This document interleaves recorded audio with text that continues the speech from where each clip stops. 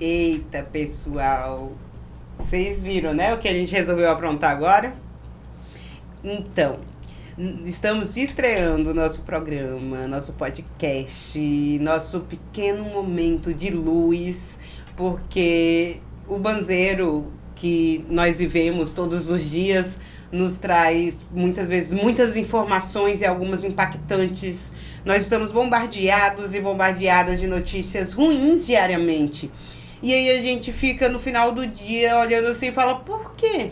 Por que as pessoas não falam de notícias boas? Por que as pessoas não falam de quem levanta, acorda todos os dias e fala assim, eu vou fazer a diferença, eu vou fazer o bem. Porque, gente, é muito mais fácil, né? A gente só levar a vida, só levar o trabalho e tanto faz quem tá do outro lado. Mas aqui na nossa terrinha existem pessoas que fazem um trabalho maravilhoso diariamente.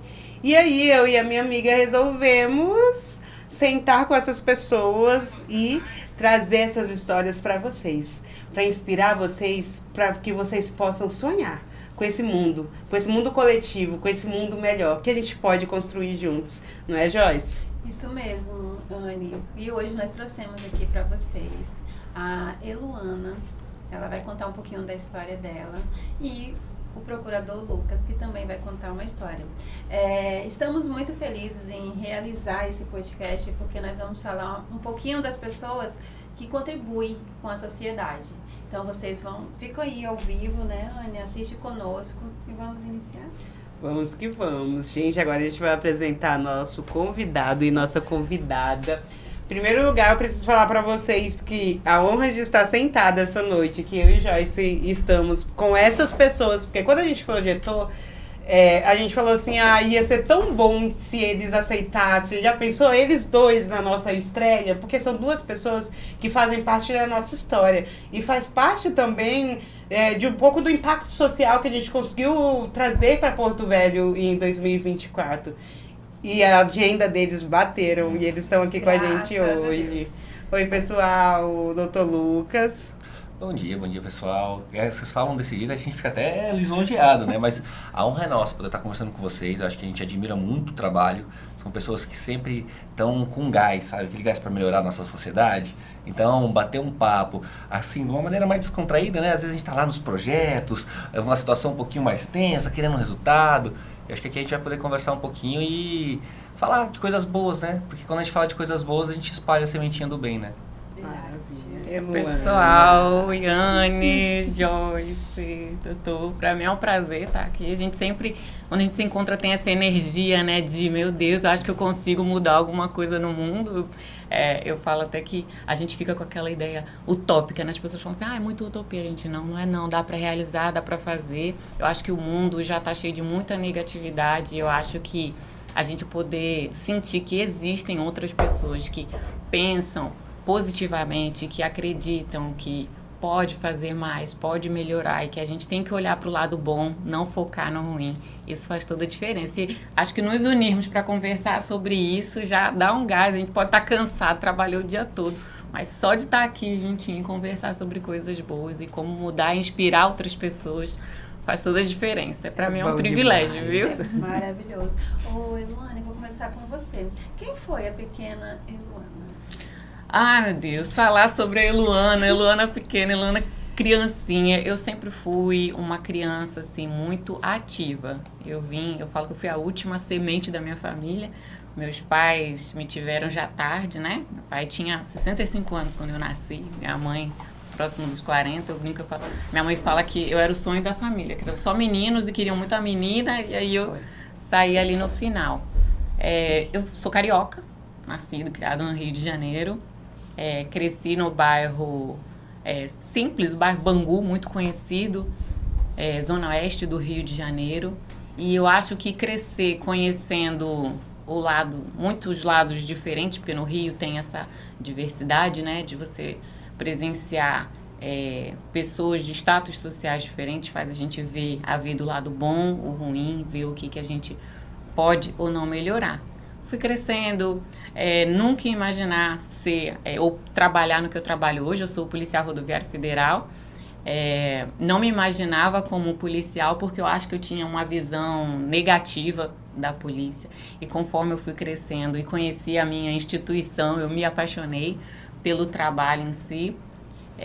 Eu digo que o meu trabalho... Eu não escolhi meu trabalho, assim, a área que eu atuo hoje dentro da instituição. Eu falo que acho que as áreas que me escolheram... Sabe quando você se sente que foi direcionado para aquilo? Então, eu posso dizer que a Eluana cresceu imaginando que teria uma vida completamente diferente da que eu tenho. Eu posso dizer que a vida que eu tenho é muito melhor do que a vida que eu poderia ter imaginado quando criança. Ai, Que linda! Chega que eu fiquei arrepiada. E quem foi o pequeno Lucas? Pequeno Lucas? Foi pouco Pra tempo. nós. Eu me lembro de ser sempre muito criativo. Assim, eu sempre fui uma criança que a minha cabeça, as minhas ideias, a minha projeção de mundo, ela sempre gritava dentro de mim, sabe? Então eu acho que eu sempre fui uma criança que foi permitida brincar, sonhar. Antes de mais nada, eu sou filho do Valentim, um bancário, e da professora Isa. Então, lá do interior de Rondônia, bem interior, na época Nova Brasilândia do Oeste. Depois rodamos bastante o interior do estado, Cerejeiras, Pimenta Bueno. Então, embora eu vivia cidades muito pequenas, né, do rincão do nosso estado, a gente não tinha muito acesso ali. Eu lembro quando eu via asfalto, achava a coisa mais linda do mundo. Eu falava, nossa mãe, aqui a cidade tem piso de casa. Eu achava o máximo, banheiro dentro de casa, então, meu Deus, o banheiro fica dentro da casa, mãe. Eu lembro que era assim. Mas eu fui alguém que sempre, nunca teve limite de quem eu poderia ser, onde eu poderia chegar.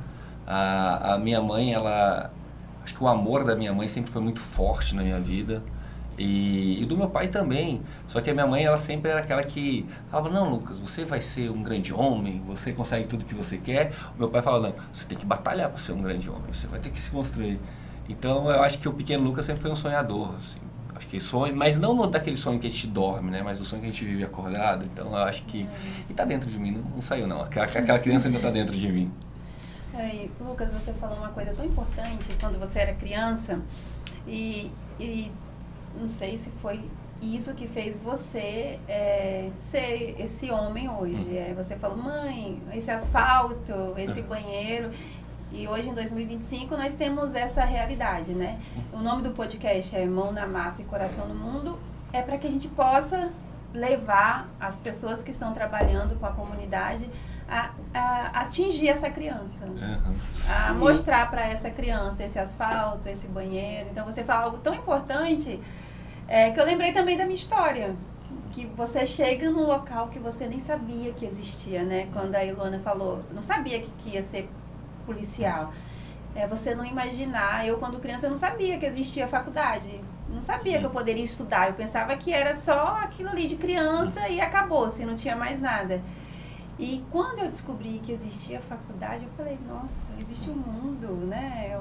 É magnífico quando a gente descobre, né, as coisas. Ela gostou tanto da história da faculdade que fez 3. Verdade.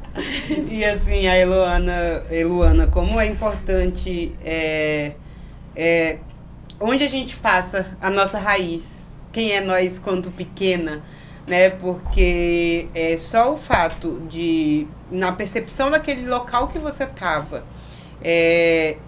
essa instituição já podia ser uma instituição que causasse medo, né? Pela época, por várias questões e fatores, vocês chegaram até aqui. E aí você falou, essa área me escolheu. Toda a desconstrução que você passou é necessária para que a gente possa desconstruir nas outras pessoas também. Porque, assim, quando uma policial chega para a gente de maneira humanizada, a gente repensa tudo, ressignifica tudo sobre as instituições e a instituição. E eu posso falar isso como uma pessoa que tem o meu afilhado, ele é um rapaz negro retinto. E o Gustavo já passou por 2 situações que precisou alguém falar, ei, não era ele, não foi ele. Então, assim, mas chegou também policiais com o Gustavo e falou assim, ei, eu quero verificar isso aqui, o que está acontecendo. O Gustavo gosta de correr na pista. Então, eu já tive quase duas situações com ele que se não tivesse pessoas humanizadas ali, o meu pequeno poderia ter passado por algo que, infelizmente, que para ele já foi traumático pelo fato que ele foi tratado, mas tinha também pessoas que conseguiram. E você ter chegado até aqui, né? Você tá posicionada aí. Isso mostra que realmente estamos mudando, as instituições estão mudando.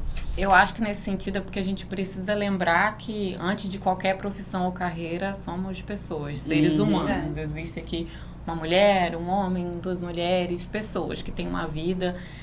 Eu falo, eu visto o uniforme para trabalhar, mas é a pessoa que está dentro daquele uniforme que está exercitando, que está praticando. Então, quando a gente está diante de uma situação, seja ela de crime ou seja ela uma atuação na área de direitos humanos, a gente tem que lembrar que a gente está atuando com pessoas. Sempre isso. E qual é a sua maior inspiração? Ai, gente, como posso falar? Existem tantas inspirações. Na verdade, eu sou inspirada todos os dias. Eu posso dizer que eu sou privilegiada por estar cercada de pessoas que amam o que fazem. Eu acho que isso, assim, desde pequena. Você falou da sua família, da sua mãe. Eu acho que eu também tive um pouco isso de alguns familiares. Eu acho que aquela ideia de observar. Meu pai sempre foi a pessoa que me inspirou muito, assim. Meu pai foi um senhor que veio de uma família muito pobre, sem estudo, e cresceu, se dedicou. Meu pai foi militar, foi para a Segunda Guerra Mundial, voltou, trabalhou, batalhou, conquistou uma vida boa para nos proporcionar essa vida. E meu pai foi a pessoa que eu nunca vi meu pai reclamar de nada, absolutamente nada. Ele já faleceu, né, com 95 anos. Pensa num ser humano que não importava a dificuldade. Qualquer pessoa poderia ver algo difícil. Ele falava, a gente vai dar um jeito. Não se preocupa. Tudo vai se resolver. E levantava e fazia. Então eu falo assim, eu tive momentos de dificuldade ao longo da minha vida, como todo e qualquer outra pessoa. E eu acho que poder lembrar dessa força do meu pai é o que todos os dias me faz pensar, tipo assim, não, ele conseguiu, eu também consigo. Assim, as coisas vão dar um jeito e vai dar certo. Eu acho que é isso. E no meu trabalho todos os dias, Luiz me inspira todos os dias com o amor que ele tem pelo trabalho, meus amigos. É maravilhoso, gente, estar cercado de pessoas que fazem mais do que tem ali em mãos para fazer. Fazem por amor, né? Fazem porque amam mesmo, porque Isso acreditam. Importante acreditar. Eu acho que a inspiração vem disso, de você acreditar, né? E o senhor, o que te inspira? Isso, inspiração. Eu vou me permitir ser um pouco mais poético, assim, eu acho que Eu adoro essa parte, o momento da poesia é ótimo. A gente brinca que a gente fala assim, um pouquinho mais técnico no dia a dia que a gente trabalha com direito, então eu acho legal, acho que eu tenho muitas pessoas que me inspiram, mas hoje o que mais me inspira é um conceito que eu tenho do que é beleza. Eu me inspiro porque é belo. Eu acho que poder reconhecer o que é belo, o que é beleza, isso é muito mais do que você tentar seguir padrões que te ensinaram, porque você cria uma impressão daquilo. E assim, a gente tem um conceito com beleza com beleza que não é tão poético. E a poesia da beleza é que a gente encontra ela em qualquer lugar, em qualquer momento. Ela não é sensorial, ela é mais que isso, ela é transensorial. Então, uma atitude sua, você consegue perceber o que é belo. Uma pessoa, num olhar, você vê uma beleza, numa realização, numa mudança de contexto. Então, eu acho que eu cheguei numa fase da vida que eu quero viver a beleza, eu quero viver o que é belo. E isso é o que eu sigo para me motivar, então é o que me inspira. E eu acho que agora, nessa fase, eu já tenho um conceito, porque a gente não quer viver o feio, né? A gente quer viver o que é bonito, o que é belo. Isso para além, né, de conceitos pré-existentes. Isso é mais uma coisa que a gente sabe, a gente se emociona quando vê algo belo, sabe? E essa questão da beleza, a gente vê em várias civilizações, a psicologia ela mostra isso, que achar o que é belo é um antidepressivo. Muitos povos sempre cultuou o belo.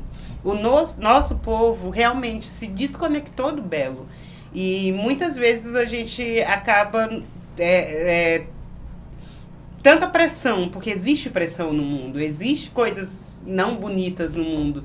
E isso às vezes chama tanto a atenção que aí na neuropsicologia a gente fala que essas pessoas elas começam a criar um padrão de comportamento de não ver mais o belo.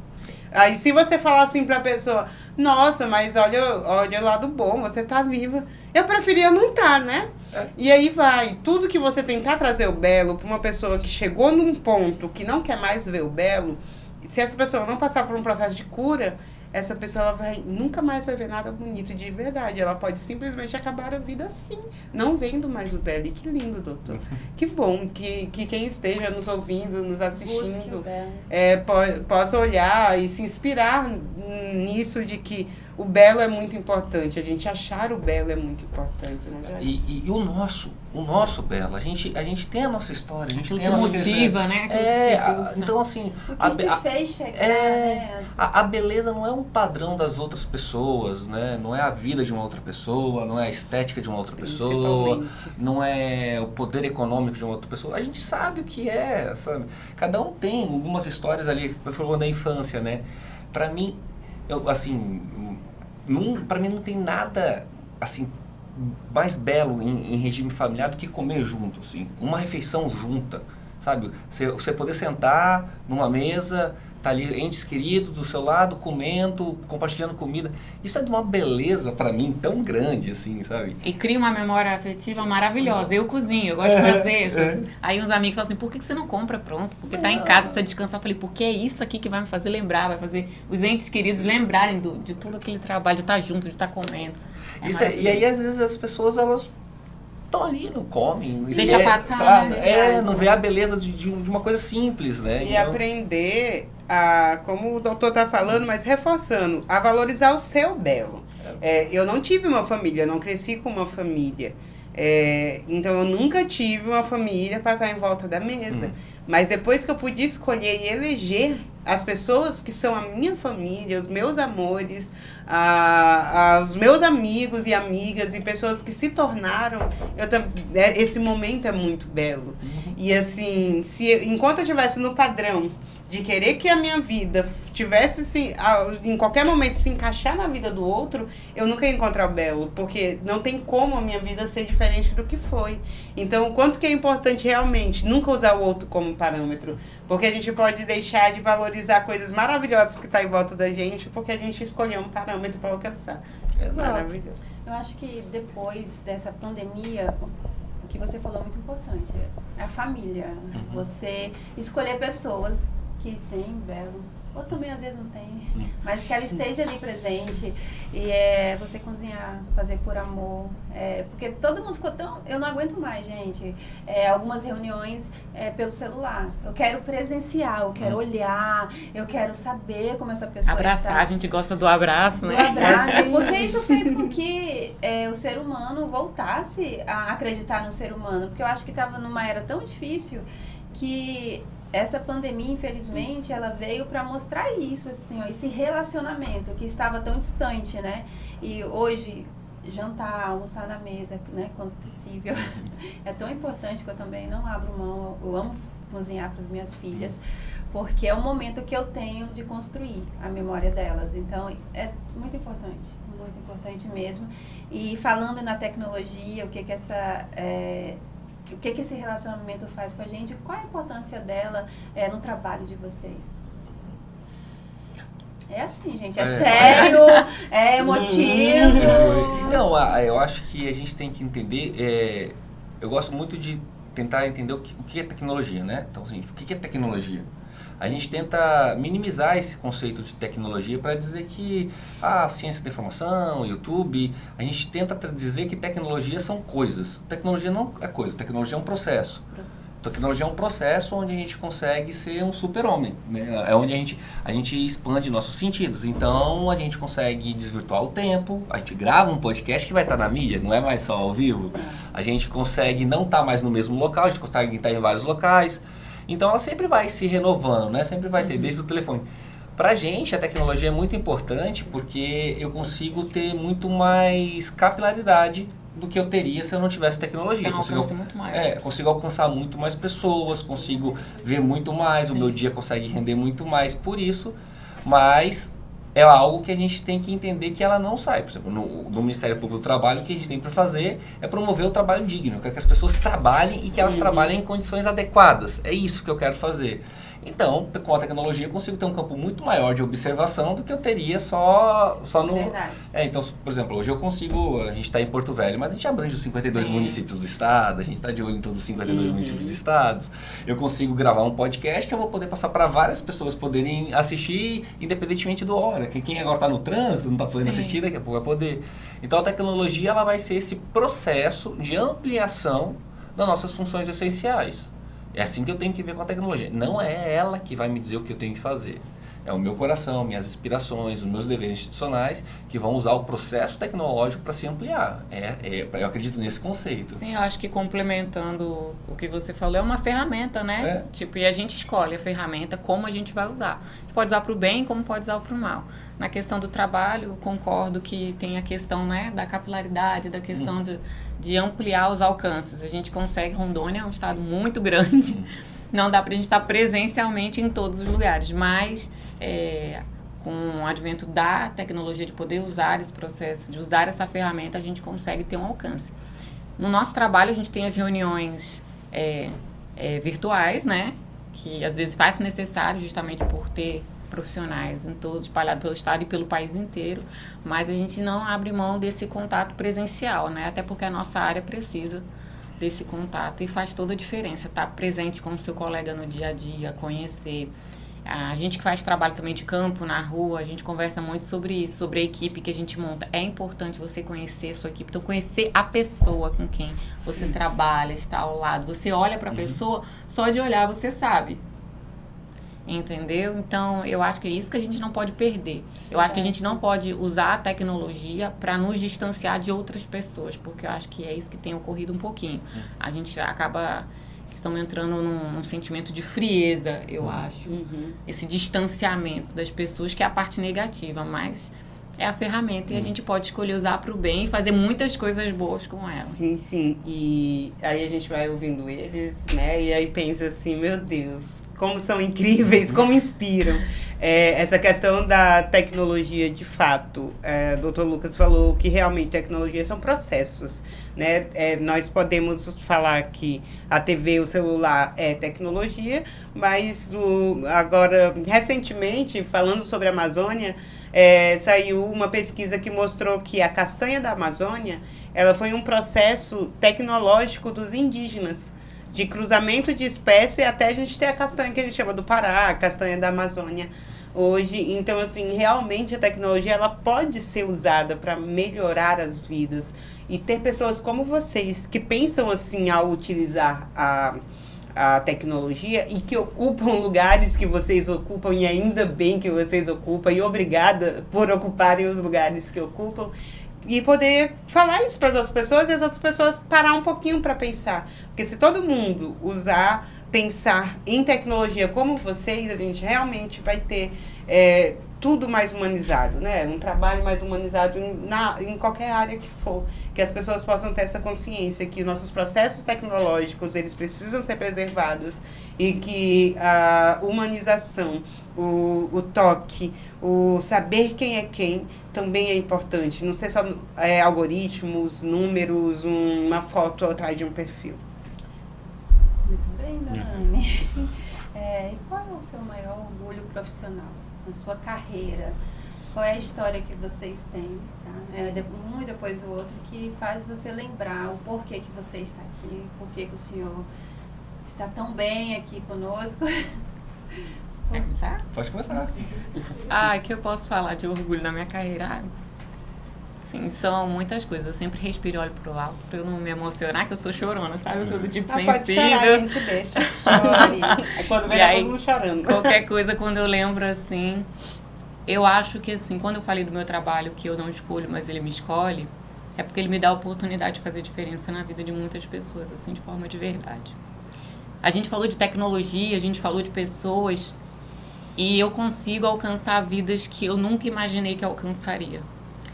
E o trabalho que eu amo fazer com crianças, né? Hoje na PRF eu nem falei, eu atuo como chefe do grupo de educação para o trânsito, então, e atuo na área de direitos humanos, atuo em algumas outras áreas.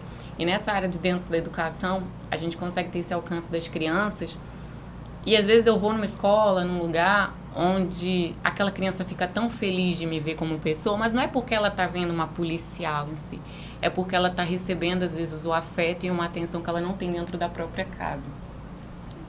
E quando eu chego nesses lugares e eu vejo criança que vem chorar e às vezes que vem conversar comigo para contar de um problema, de uma situação de vulnerabilidade que está vivendo, eu penso assim, nossa Deus, que oportunidade que eu tenho de poder chegar aqui e falar algo que vai poder mudar, ou de alguma forma proporcionar alguma mudança para aquela criança, que a gente falou de ser luz, né, de ser a diferença no mundo hoje que está difícil.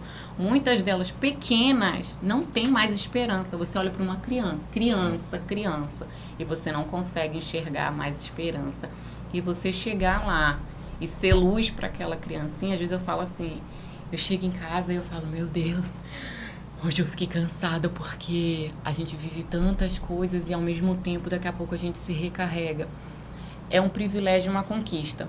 Eu acho que assim, eu não sou uma pessoa dos títulos, assim, eu não me importo com títulos, eu não me importo com cargo. A gente falou da beleza.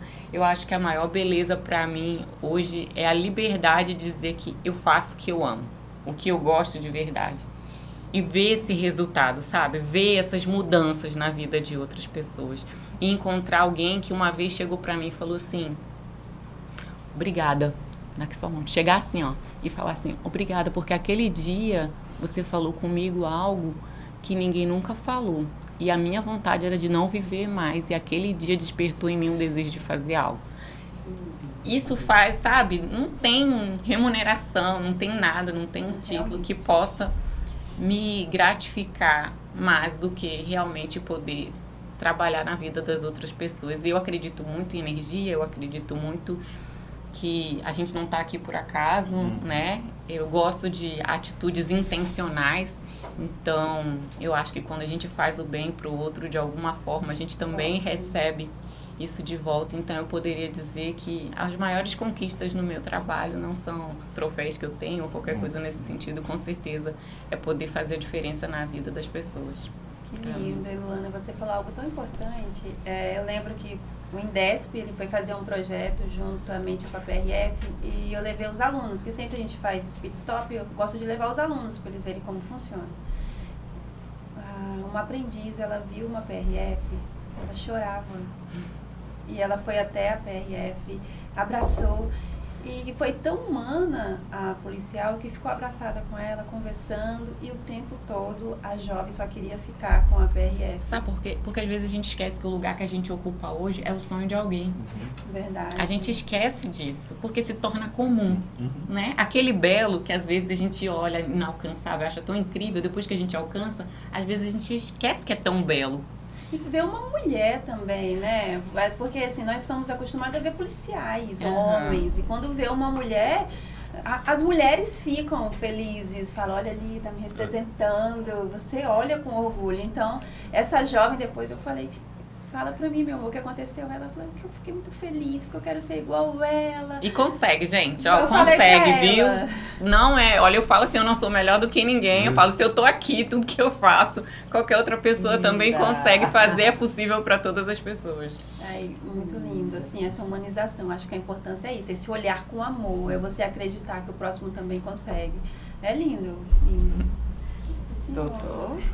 Eu vou continuar na mesma linha, porque eu acho que a gente está em sintonia aqui. Eu acho que a gente às vezes tem uma criação que às vezes você quer prêmio, ser o primeiro. Eu vim um pouquinho do esporte, né? Vai se ganhar, ser o melhor do campeonato. Mas aí a gente aprende que a vida ela é mais fluida que isso, né? Então, assim, eu acho que fazer a diferença nas pessoas é o que realmente motiva.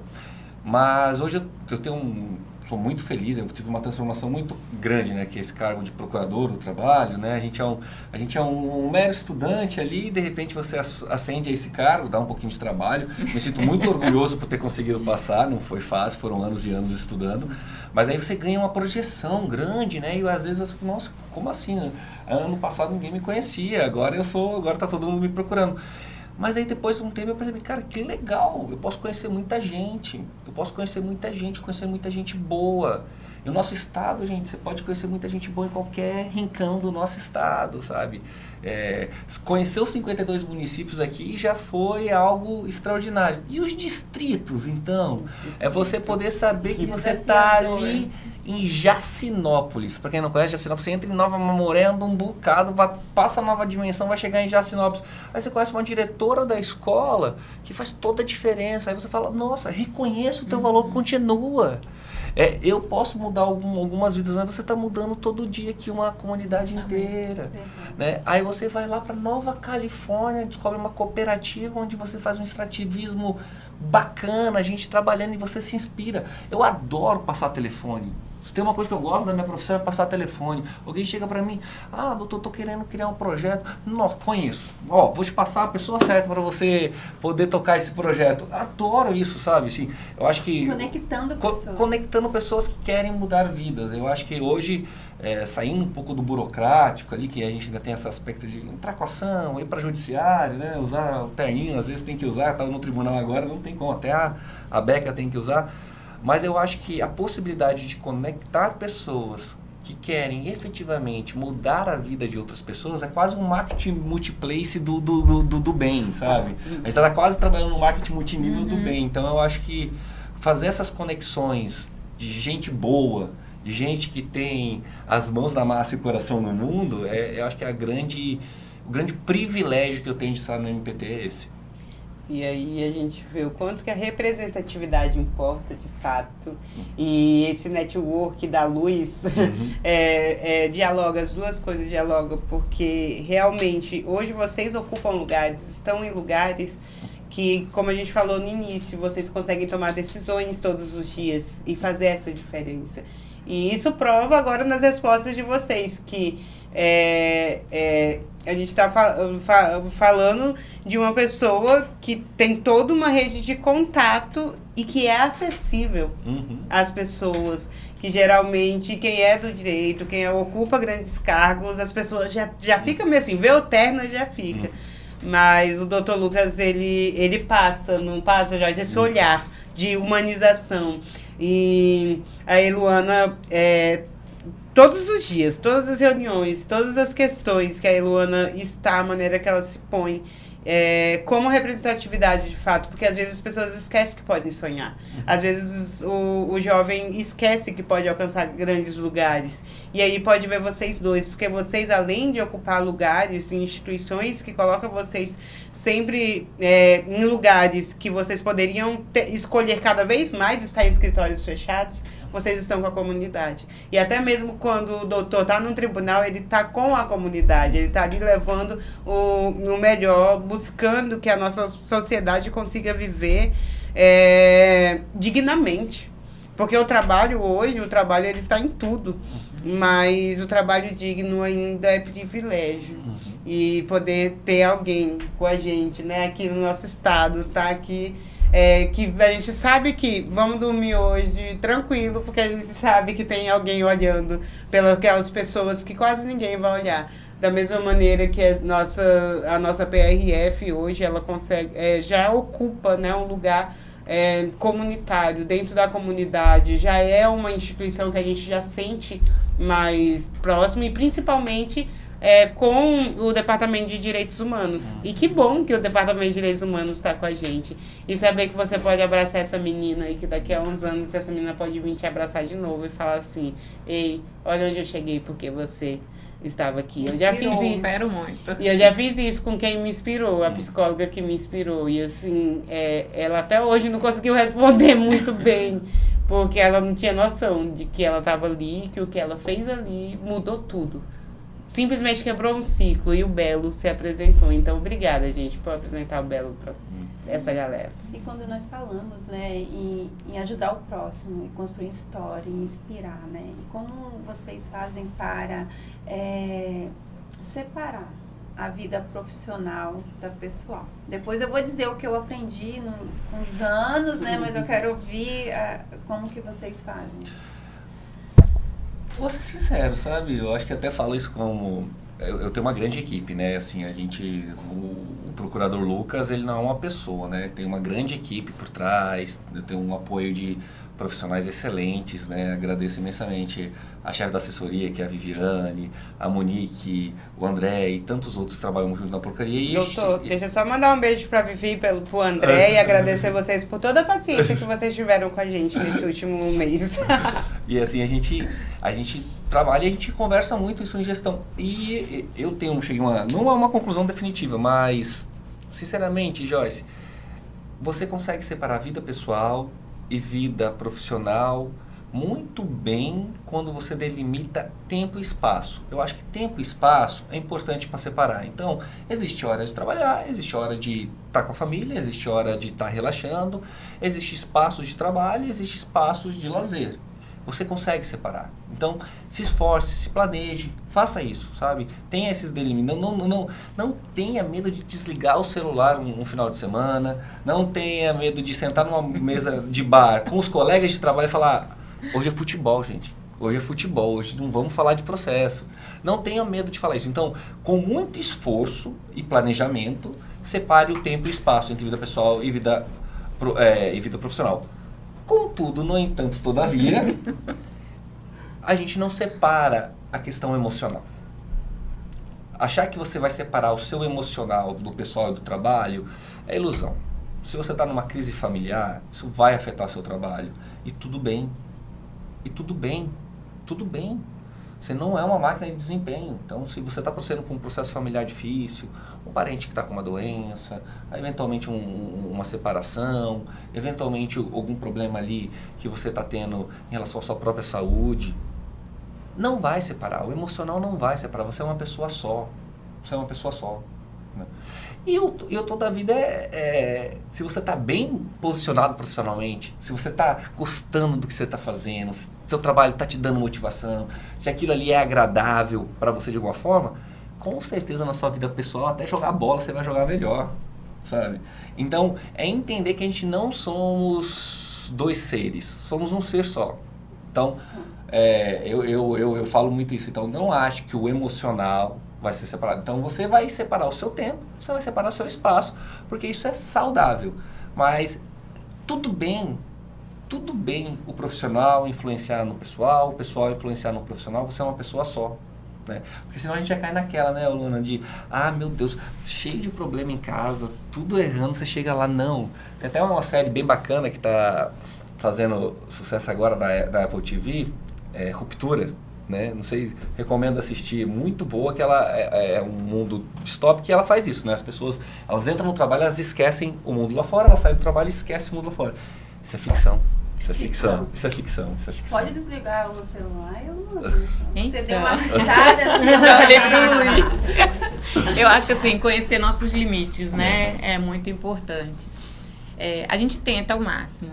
Existem períodos que pra gente é um pouquinho mais difícil da gente se desligar, principalmente numa situação de operação, ou ultimamente, como estava ocorrendo situações de crime aqui em Rondônia, principalmente em Porto Velho, então é uma situação mais sensível que a gente não tinha Fica como mais em alerta, ficar, né? não tinha como a gente se desvincular tanto do celular. Mas numa situação de normalidade, a gente põe horário pra gente sim, de trabalho, né? Essa questão profissional do horário limite é importante, porque eu até brinco e falo que no início eu não conseguia enxergar isso, e aí era o meu dia todo, às vezes de madrugada tinha alguém me mandando mensagem de trabalho e eu tava respondendo, e final de semana, meu dia de folga, aí isso vai fazer o quê? Vai atrapalhar a nossa vida pessoal, vai atrapalhar o convívio com a família, e por prioridades. Eu acho que é muito importante para conseguir fazer essa separação. Agora, o emocional, eu concordo, é um pouquinho complicado, principalmente que às vezes você está trabalhando numa área um pouquinho mais sensível, vai mexer com você, você vai chegar em casa. Particularmente, o que eu faço é chegar em casa, principalmente se foi um dia bem difícil, se foi situação, principalmente com criança, que é uma situação, às vezes, bem difícil mesmo, a gente estar ali convivendo. Quando eu chego em casa, eu procuro fazer aquilo que me dá maior alegria. Então, estar com as pessoas que eu amo, minhas filhas, estar com o Luigi, ver um filme, comer. Às vezes parece uma besteirinha, mas é tentar mesmo ao máximo se desligar de um problema. É difícil, mas é no dia a dia, com maturidade, a gente vai aprendendo a separar. Hoje em dia eu falo que eu tenho uma qualidade de vida muito boa, porque quando eu estou Eu acho que é estar integralmente onde você está naquele momento. Quando eu estou em casa, eu estou em casa. Quando eu estou com a minha família, eu estou com a minha família. Quando eu estou no meu trabalho, eu estou no meu trabalho. Então, isso tem gerado uma qualidade de vida muito boa mesmo. Tipo, vamos ver um filme, é sem celular, vamos ver um filme. Vamos jantar sem celular. Às vezes eu tomo umas bronquinhas, sabe? Quando eu pego o celular e tá com o celular, porque, opa, já tiro, entendeu? Eu acho que com o tempo a gente pega essa maturidade, esse entendimento e vai separando. E que bom que está gravado, né? Porque assim, eu ouvindo os dois falando, eu olhando, falando, gente, se eu tivesse ouvido isso há alguns anos atrás, tinha me poupado tantos anos de terapia, tantas vezes do trabalho. E gera saúde, viu? Exatamente, gera. A gente perde a saúde. A gente perde mesmo, a gente não consegue estar em todos os lugares, como o doutor falou, tempo e espaço é importante. Gente, eu tô chamando doutor de doutor porque ele tá vestido de doutor. Eu também não consigo. O meu cérebro vai... doutor, o meu cérebro vai automático. Né? Não deveria, doutor. Porque teremos outras oportunidades, mas é porque meu cérebro vai automático, doutor. E eu falo assim, eu não costumo chamar todo mundo de doutor e doutora. Mas tem pessoas chaves que eu tenho tanto orgulho de chamar de doutor e doutora, de verdade. Eu chego da doutora Tânia do MPR e falo assim, doutora Tânia, doutora. Mas é uma doutora muito... Doutora André. É maravilhoso. Então, essa questão do tempo e do espaço, de saber determinar o tempo e o espaço, mas é a maturidade que traz isso pra gente, é a terapia que traz isso pra gente. A questão do emocional, a gente não consegue realmente separar. E, doutor, essa concepção, né, de levar essa concepção para as pessoas, e às vezes você tá ali se cobrando porque você deveria estar, aí você fica mais ansioso, você já tá com um problema, já não tá muito bem, aí fica se cobrando porque você tá no seu trabalho e você acha que não tem que sentir, sendo que não existe, gente, nem um botãozinho de regulação de emoção. Eu sou psicóloga há mais de 10 anos, eu posso garantir para vocês. Só de faculdade eu tive 5 anos, mais 2 de pós. Não tem botão de regulação de emoção. As nossas emoções, é claro que a gente tem botão de comportamento, né? De como que a gente vai agir, qual a atitude que a gente vai ter. Mas as emoções não. As emoções, elas geralmente elas vão fluir, a gente precisa aceitá-las, acolhê-las, para poder colocar ela no lugar dela na hora que é necessário. Então, poder ver isso acontecendo no dia a dia, poder hoje ter vocês falando para quem está nos assistindo, nos ouvindo, de que é possível separar o tempo e o espaço, e não a emoção. Como que foi realmente valoroso poder ouvir isso de vocês, porque é o insight, como eu falei, de muitos anos de terapia para que eu conseguisse colocar isso em prática. E tá aí, gente, para vocês, o Mão na Massa, Coração no Mundo, trazendo para vocês altas dicas. Gente, isso daqui é muito valoroso, então vocês já anotem aí. E acho que ter alguém também que enxergue as coisas pra gente é importante, porque tem hora que a gente se perde também um pouquinho, aí tem alguém lá que fala assim, menos trabalho, menos isso, e chama a gente. E aí, só para comentar, e é o problema dos processos tecnológicos, né? Que, embora a gente queira estar em mais espaço e ter mais tempo, é uma vantagem que a gente paga pelo poder que a gente recebe, né? E aí a gente vai gerando importância naquilo que não é importante, vai gerando urgência naquilo que não é urgente, né? Então, eu ainda que sou de uma geração que não teve uma infância com dispositivos de celular, né? Então minha infância ainda não... Conheci isso um pouquinho já no começo da fase adulta. Então a gente tem que começar a entender, assim, ter esse juízo criterioso de saber o que é urgente, o que é importante, o que não é importante, porque senão a gente vai olhando para o nosso celular e põe ele na mesa, sabe? Põe o seu celular na mesa e fala assim, quem manda em quem? Sabe? Quem manda em quem? Quem tá mandando em quem nesse processo, né? E assim, acontece que a gente convive com pessoas dos mais diversos espectros, dos mais diversas criações.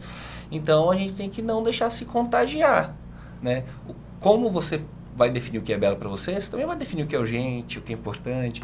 O outro, ele vai tentar fazer isso para você, sabe? Ele vai tentar te dizer o que é urgente, o que é importante. É uma indicação, né? Não necessariamente vale para você, sabe? Nada melhor do que você poder responder. Eu tenho assim, tem uma coisa pessoal, eu adoro dormir. Não, uma das paixões da minha vida é dormir. Assim, tem gente que fala para mim, eu durmo 5 horas por dia. Eu falo, cara, que coisa, hein? Você tá mentindo. Para mim é 8 horas. Então, é 8 horas. Eu preciso dormir 8 horas por dia. Então, É isso. Doutor, então, tá. Não, Hoje pode. Hoje pode. Eu pode até meia-noite, amanhã começa às 8. Mas é isso. Então, eu não vou desprezar meu sono. Não vou desprezar meu sono. Não dá. Para mim, é importante para mim, né? Então, assim, eu vou ter que separar esse meu espaço. Se não me avisou previamente que eu vou ter que responder em um horário fora do trabalho, eu não vou estar ali online. E assim, e tudo bem, né? Aí você vai... Lógico, uma hora você vai desagradar, mas é que esse convívio social que você vai fazendo. Não tem como agradar todos, né, doutor? E uma coisa muito importante é você entender que você é uma pessoa só. Então, assim, eu sempre serei a Joyce. A Joyce profissional, a Joyce mãe, a Joyce professora, a Joyce estudante. Então, quando você descobre isso, é tão libertador que você não fica mais refém. Porque enquanto eu não descobri que eu era a Joyce mãe, a Joyce professora, eu ficava refém. Porque assim, mandava uma mensagem, eu me sentia obrigada de responder no horário que não era horário comercial. Eu me sentia obrigada. Falei, nossa, a pessoa mandou mensagem, era 10 horas da noite. Às vezes era um problema, uma questão que eu não iria resolver naquele momento. Eu tinha que esperar no outro dia. E hoje não. Eu descobri, depois de alguns anos, que precisa ter tempo e espaço. A gente precisa cuidar das nossas necessidades, né? A gente fica cuidando de tantas pessoas e às vezes esquece da gente, do básico ali, de cuidar. Como o doutor falou da questão do sono, eu também gosto muito de dormir, eu gosto de dormir cedo. 8h30, 9 horas eu já tô apagada, assim. Então, eu evito, às vezes, atividades, assim, muito tarde. Amigos, às vezes, chamam, vem pra tal lugar. Eu falei assim, dá pra ser de dia um café na cafeteria? Que à noite não vai dar muito certo. Então, acho que se conhecer, saber o que faz bem pra si, isso transforma a vida da gente, de verdade. Eu sou muito desse time. Pode ser de dia? Pode ser antes das 6, principalmente? Por favor. Vou dormir, gente. Dormir é vida, é importante. É importante para os processos de memória, tá? Para quem tá aí em casa. E aí fica com o celular na mão até as 10 horas da noite. Aí depois desliga, põe debaixo do travesseiro e fecha o olho. Aí não dorme bem, não descansa, não chega no sono REM. Então, gente, dormir é importante. Você ter a sua higiene do seu sono é importante. Se cuidem de vocês, porque para levar luz, vocês precisam ser luz primeiro. Se iluminem, se cuidam, se acolham, porque aí vocês vão conseguir ser como essas pessoas maravilhosas que estão aqui com a gente hoje, pessoas que se amam, se cuidam e que podem levar luz para o outro. Mas se eles não estivessem cuidando da luz deles, eles não estariam conseguindo hoje levar essa luz que eles levam. E tudo bem, é um processo, gente. A gente nem sempre foi assim. Não mesmo. Né, e todo mundo passa por processos. E tudo bem, você não precisa estar bem o tempo todo, né? Um momento da vida você vai estar melhor, outro você não vai estar. O importante é ter consciência do que você está vivendo, né? Então, ter consciência daquilo. E lembrar que somos seres humanos, gente. Todos nós. Então, nós estamos, né, sujeitos a erros, né? A gente está aprendendo o tempo inteiro. E falando em luz. Já, porque o nosso tempo, assim, foi tão bom que tá acabando. Falando em luz, Anne, vamos mostrar o que a gente trouxe pra eles? Vamos, eu vou contar a historinha pra eles. Tá bem aí, gente, doutor, pega aí atrás do senhor. Luana. Pega aí pra ela. Pra você. Obrigada. Gente, pode abrir? Eu fiz a gente montou essa caixinha.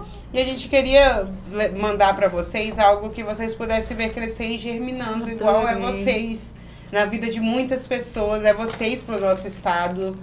E aí, a gente conseguiu todos os elementos, menos a semente. E aí a gente foi tudo quanto é loja de boticário, microverde, organização não governamental que trabalha com planta, com muda, com semente, nada. Aí o povo falava, Anne... girassol tem um tempo certo, só tem essa época, teve muita seca, chuva e tal, tu não vai achar semente. Falei, mas tem que ter semente em algum lugar. Aí eu peguei e mandei uma mensagem pra Joyce, amiga, eu acho que eu vou comprar semente de alface, eu só achei essa. Verdade. E aí ela falou assim, amiga, tua missão é essa semente. Eu falei, mas meu Deus do céu, e agora que não tem semente? Eu ainda disse assim, ó, a sua função é a semente. Porque eu já tinha procurado em tudo quanto é canto e não tinha encontrado. E aí a outra colega nossa, Maria Tereza, entrou no meio do rolê, aí foi atrás dos negócios na japonesa, que disseram pra ela, asiática, e foi e tal, também não tinha. Aí aconteceu um monte de coisa na minha vida nessa última semana e eu me desliguei de um trabalho para ir para outro. Eu era técnica de políticas públicas no Conselho Regional de Psicologia e, quando técnica de políticas públicas, eu orientava os profissionais a trabalhar em algumas áreas. E eu fiz um evento lá em Corumbiara para falar sobre questões relativas à terra. Porque as pessoas assentadas, elas se ligam muito à terra. Os quilombolas, o território é importante para muitos indivíduos e eu fui fazer isso com a comunidade, com alguns psicólogos e acadêmicos em Colombiana. E aí um sitiante passou e estava vendendo, mais ou menos a gente foi também um monte de lugar do agro e tal, aí a gente estava atrás da semente de girassol. E aí não achava semente de girassol. E aí eu sei que a gente conseguiu muda de IP. Aí resolvemos dar a semente de girassol. A gente tinha conseguido a semente de girassol. Aí depois que a gente conseguiu a semente de girassol. Só que a gente resolveu dar os IPs. E aí ontem, eu limpando minha mesa, organizando minhas coisas, para mim poder ir pro meu novo emprego, eu encontro o saco de semente de girassol lá. Caramba. Aí eu mandei a mensagem pra Joyce, que ela é simpática, mas quando ela não quer, gente, ela não é tanto. Eu mandei uma mensagem pra Joyce e falei assim, amiga, tu nem sabe o que eu tenho. Ela, com certeza, é semente de girassol. Eu falei, nossa, tu não é uma pessoa legal. Não gostei da resposta, não vou mais conversar com você sobre isso. E aí a gente achou a semente de girassol germinável, porque só tem ela seca para papagaio. Uhum. E aí a germinável, ela não é seca, ela é assim, mais... Tem aí uma terrinha, o vaso e a semente. Por que o girassol? Fala o significado. E aí o girassol... Por que vai ser? O girassol dentro de várias místicas, né? Mas o girassol, ele procura o sol para se aquecer. E quando não tem sol, ele se aquece com a energia do outro girassol. Então, o girassol, ele se aquece do sol, mas ele também tem poder de aquecer o outro. E vocês, na sociedade, são como o girassol. Vocês germinaram como o girassol e vocês fazem isso todos os dias. E a trajetória que vocês trouxeram aqui, vocês mostraram isso. Vocês disseram. Vocês se nutrem de luz. E por isso que vocês conseguem passar a luz. E pra gente poder estar dando, nesse nosso primeiro podcast, essa semente para vocês, essa terra para vocês, é um agradecimento, de verdade, por vocês terem se permitido ser as pessoas que vocês escolheram ser, porque é um pouco do que a Luana falou, é intencionalidade. Ser uma pessoa boa é intencional. A pessoa tem que se decidir, porque é muito mais fácil a gente sacanear, puxar tapete. É mais fácil, a gente sabe. Mas vocês escolhem intencionalmente todos os dias ser luz. Por isso, obrigada, gente, mesmo, por ser nossos girassóis. Agradeço. E a Joyce já passou lá no gabinete. Sabe que eu adoro planta, né? Meu gabinete é bem verde. Em breve vão ter girassóis agora lá. Me comprometo a fazer eles germinarem lá na... Então você poderia enviar videozinho assim, uma semana. Legal. Pode deixar, a gente vai fazer isso aqui. Eu vou não tenho girassóis ainda, vai ter girassóis agora plantados. E esses vieram de Corumbiara, gente. Os meninos do sindicato, do sindicato dos ruralistas de lá, tem um trabalho muito lindo e eles também têm esse trabalho de sítio, esse trabalho de vender sementes, ervas. Então, um abraço também para a galera de Corumbiara, que chega até vocês. Muito obrigada, muito lindo mesmo. A gente teve esse papo maravilhoso, gostoso. A gente sai daqui renovado, ainda ganha essa lembrança, esse presente representativo, que possamos continuar a ser assim, né? E a xícara também buscando é de a vocês. luz. Ai, não acredito. Eu queria tirar foto, que eu não sabia que ia levar. Acabou. Já tira foto, não. Isso isso, só gente. um agradecimento, gente, por vocês terem aceitado o nosso convite. Eu estou muito honrada de tê-los aqui no nosso primeiro podcast, porque nós queremos trazer isso, mostrar o tanto de pessoas que têm o belo, que apresentam o belo, e às vezes ela não é percebida, né? Então nós queremos mostrar esse trabalho, que é desenvolvido lá na comunidade, lá na base, né? Isso que a intenção, né, do nosso coração. Porque é tão bom você falar do outro, é tão bom você amar o próximo, e a gente só ama o próximo quando a gente se ama. E isso é muito importante. Eu costumo falar que o amor vai salvar o mundo, mas será o amor próprio. Agora eu quero que vocês deixem, nós queremos, né? Deixa um recado aí, porque Pessoal. o link vai ficar, outras pessoas vão assistir. Então, assim, deixa um recado pro pessoal sobre ter a mão na massa e o coração no mundo. Deixe alguma coisa sobre quem vocês são, né? Porque vocês são inspiração. Não, primeiro desejar sucesso pro podcast, dizer que eu acho que isso aqui vai longe, eu acho que o papo, a união de vocês, a luz que vocês têm faz toda a diferença. E quando a gente fala de mão na massa, coração no mundo, é isso, busque o bem, seja o bem, espalhe o bem, é o que a gente precisa pro mundo. Isso, gente. E é basicamente o que o doutor falou. Na vida nós teremos situações adversas, pessoas adversas, mas escolham fazer o bem, escolha cada dia se manter na sua convicção, naquilo que você acredita, mão na massa, coração no mundo, e a gente está aqui para fazer a diferença. Não importa a quantidade, somos poucos, não. O nosso pouco junto a gente faz muito. Então não desista, a gente vai conseguir sim fazer muita diferença. Muito obrigada. Gente, esse foi o nosso podcast. Da próxima vez, olha, queria mais 1 hora. Porque se desse para ouvir o público ia falar, mas já vai acabar. Mas olha, Anne, é o início. É o início. Então, gente, sigam a gente, siga a nossa página no Instagram. Logo, com esse mesmo nome, vai ter o canal no YouTube. E siga também nossos Instagrams pessoais, que a gente vai mandar os links aí para vocês. Então, gente, até a próxima. Foi um prazer estar aqui com vocês. Prazer, gente. Muito E obrigada. Obrigado, prazer. Nossa. Vamos lá, mais muitos projetos juntos. Prazer, muito bom mesmo. E aí?